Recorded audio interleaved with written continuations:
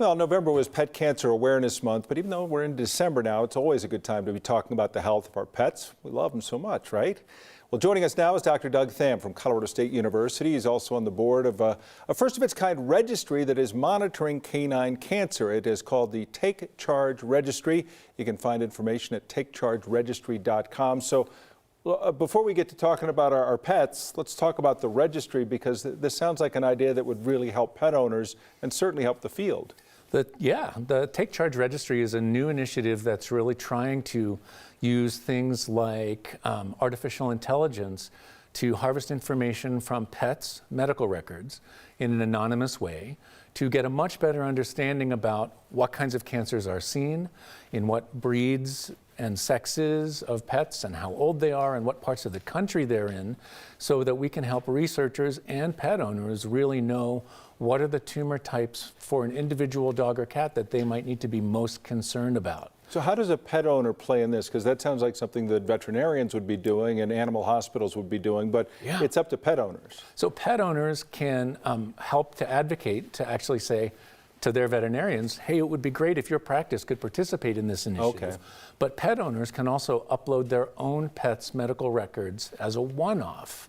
So again, and there's a portal for doing that right on the Take Charge website that can be accessed. And so how long has this been going on, and when do you think it might be starting to create those patterns where you could really learn from what you're getting back data-wise? So this initiative has only been sort of launched for maybe less than 6 months, but there have already been more than 10,000 medical records that have been examined, and more than 830 cancers have already been identified. So it's building up really, really quickly, and I do think it's not going to be too long before we're going to be able to start to make some early predictions about what we're going to see. Is this dog specific? Right now it is dog specific, but it wouldn't surprise me if it's successful, if it does get expanded to cats in the future. Well, all of us pet owners all the time are looking at our dog going, what are you telling me? What are you telling me? And when it comes to their health, they can often tell you quite a bit. You and I were just talking about how normally I think for pet owners, we look for and will often find tumors of some sort, or bumps or lumps that may or may not be cancer with our hands.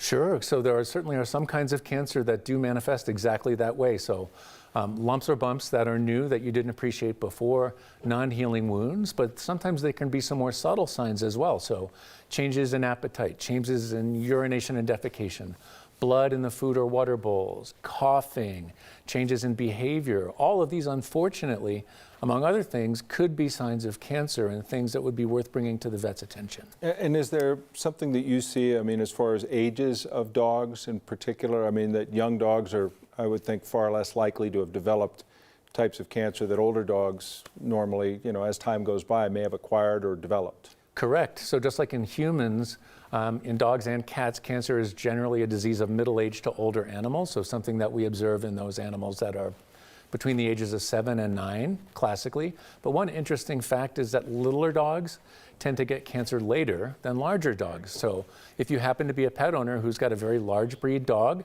start thinking about that as a possibility, maybe a little bit earlier. Small breed dog, statistically a little bit later. It is the worst word, whether it's a person or a pet, that when you hear cancer.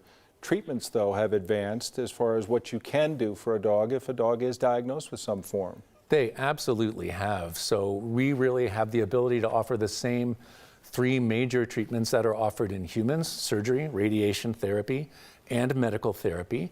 And just like on the human side, there's a new 4th form of therapy that's actually showing a lot of promise, both in dogs and humans, and that's immunotherapy. So harnessing the immune system to actually fight the cancer. So as far as looking to the future and hoping that we can get better at fighting cancer, especially in our pets and ourselves, what do you see? And I imagine to that end that Take Charge Registry can be a part of that.